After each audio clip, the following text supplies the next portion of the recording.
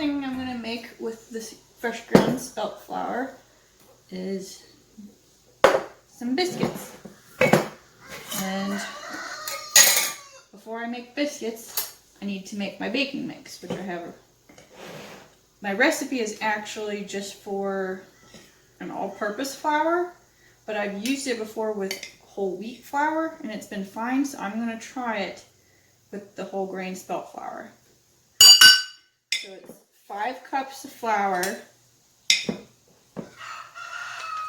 Now the only thing with spelt flour is that it uses a lot less liquid than wheat flour does. So if you're adjusting a recipe, you just gotta add a little bit at a time and see how it acts.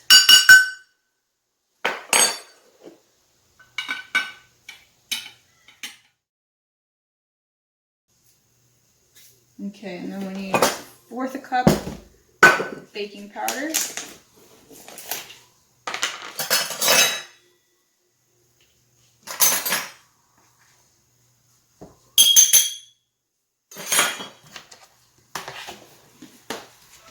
Two tablespoons of sugar, and we haven't been using regular white sugar in years.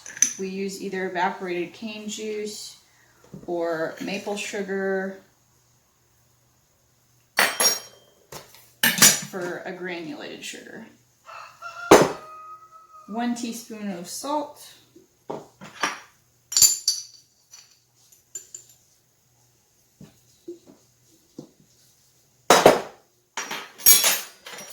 And mix that all together.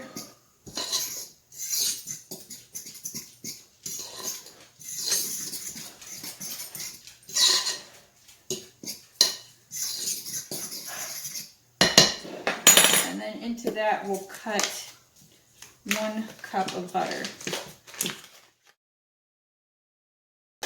I like to use a pastry cutter, but you could even just use a fork, or if you don't have any of those, you can just use your fingers and just get the butter broken up into small little, like pea-sized bits, incorporated into the flour mixture. Now this mix is basically a mix like you would use like Biscuits. So you can take this base recipe, you can make biscuits with it, you can make pancakes or waffles. I've also used it to make like a shortcake recipe. It's really nice. You can basically use it for any recipe that would call for biscuits.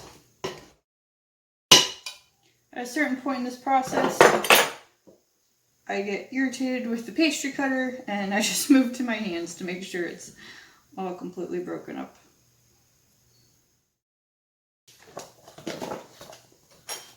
So about half of this I'm going to use for biscuits, and the other half I'll put back to save later. Usually, if I know I'm going to use it fairly soon, I'll just put it in the fridge. But if I don't know when I'm going to use it, I'll put it in the freezer. And it's nice just to have on hand.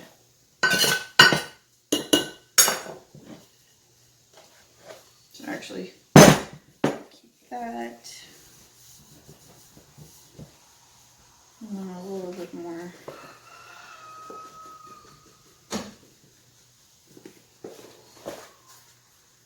That's really good.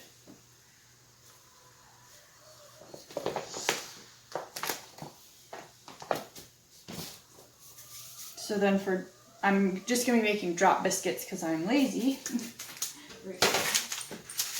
So I got my parchment lined baking sheet. I have my milk. And I'm sorry I don't have exact amounts of these because with most things I just eyeball it.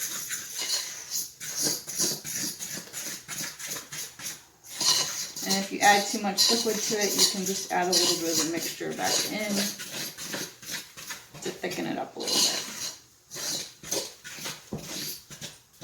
Like I said before, spelt flour does not absorb as much liquid as regular all-purpose flour or whole wheat flour.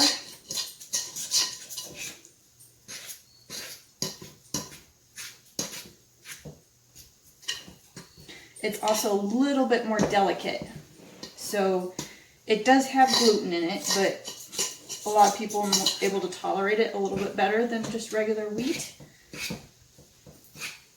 But the gluten is a little bit more sensitive. So you don't want to over knead it or you'll break those bonds.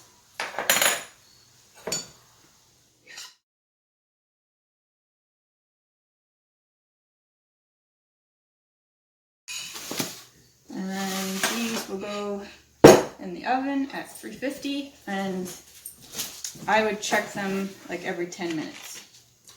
And Nick is weird and just likes to eat raw dough. I pulled these out of the oven a couple minutes ago. I let them cool down.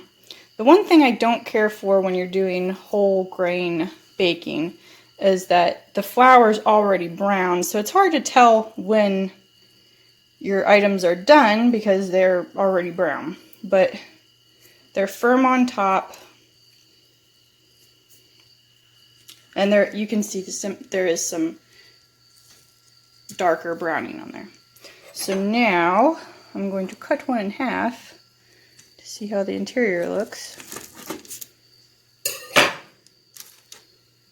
So yeah, that's all the way cooked through.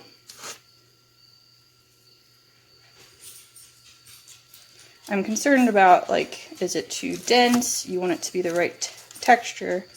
So the ultimate thing to do would be to taste test it.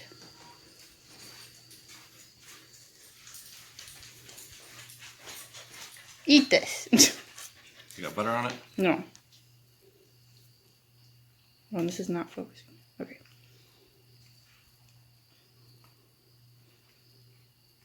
Okay. Comments? Mm-hmm. It's not dense or anything.